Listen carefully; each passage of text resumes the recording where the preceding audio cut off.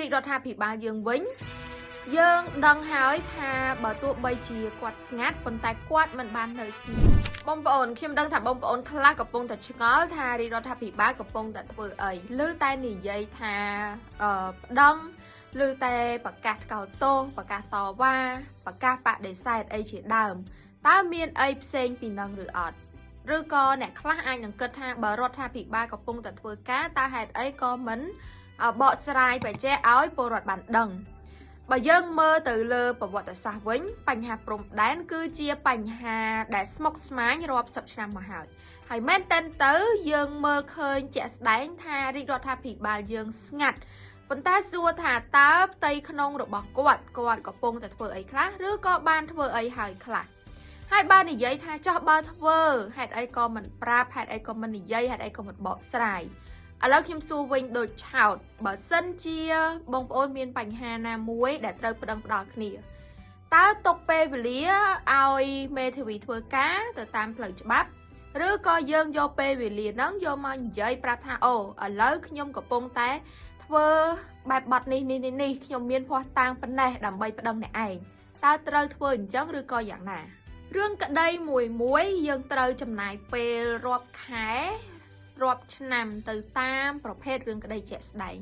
ហើយចោះទម្រាំតែនេះគឺជារឿងព្រំដែនហើយបញ្ហារវាងពីរប្រទេសទៅទៀតតើបងប្អូនគិតទៅយើងអាចដោះស្រាយវាបានលឿនឬអត់ហើយធ្វើតាមតែចិត្តចង់បានឬអត់ងាកមករាជរដ្ឋាភិបាលយើងវិញ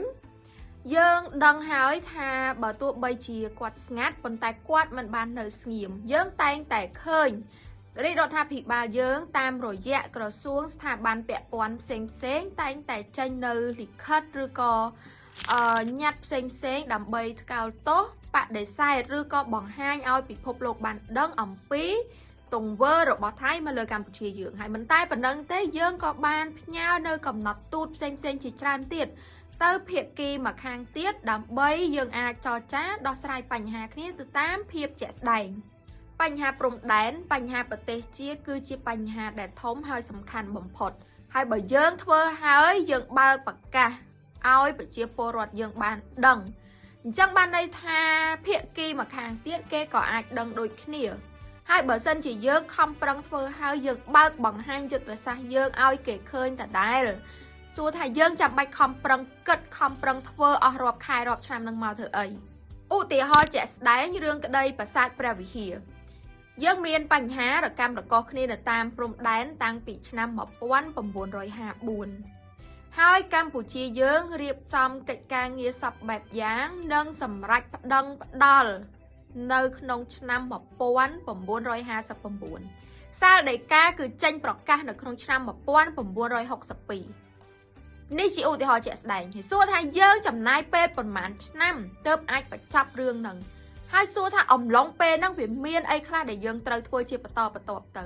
ហើយអ្វីដែលយើងគួរតែរៀនសូត្រពីសំណុំរឿងប្រាសាទព្រះវិហារទាំងផ្នែកការទូតជាមួយនឹងផ្នែកច្បាប់ទីមួយគឺសារៈសំខាន់នៃឯកសារហើយនឹងភស្តុតាងឧទាហរណ៍ដូចជា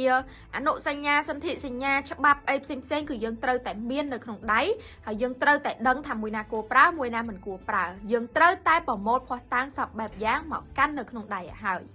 ទី2ពាក់ព័ន្ធជាមួយនឹងការគោរពហើយនឹងប្រើប្រាស់ច្បាប់អន្តរជាតិត្រូវតែដឹងច្បាស់ថាតើយើងគួរតែប្រើប្រាស់ច្បាប់មួយណាមូលដ្ឋានមួយណាសម្រាប់យកទៅនិយាយតតាំងគ្នាហើយយើងក៏ត្រូវដឹងដែរពីជំហររបស់យើងថាយើងបាននឹងកំពុងតែគោរពយើងបាននឹងកំពុងអនុវត្តទៅលើច្បាប់ទាំងអស់នោះហើយទី3ពាក់ព័ន្ធជាមួយនឹងផ្នែកការទូតហើយនឹងសន្តិភាពបើសិនជាយើងជ្រើសរើសយកការចរចាឬក៏ការជជែកទៅតាមផ្លូវច្បាប់ជាជាងផ្លូវយោធាមានន័យថាយើងជាអ្នកដែលស្រឡាញ់សន្តិភាពហើយបើសិនជាផ្លូវការទូតយើងល្អអន្តរជាតិគេក៏នឹងគាំទ្រយើងដូចគ្នាក្រៅពីនឹងយើងក៏ចាំបាច់ត្រូវមានការឯកភាពគ្នានិងការសាមគ្គីគ្នារវាងប្រជាជនរបស់យើងដែរដើម្បីជាការជំរុញឲ្យរាជរដ្ឋាភិបាលក៏ដូចជាមន្ត្រីជំនាញទាំងអស់មន្ត្រីពាក់ព័ន្ធទាំងអស់អាចធ្វើការនឹងប្រកបដោយប្រសិទ្ធភាពចរចាបញ្ចប់សង្គ្រាមជូនជាតិទឹកដីរះខ្មែរប្រុសស្រីមានមោទនភាពក្រៃ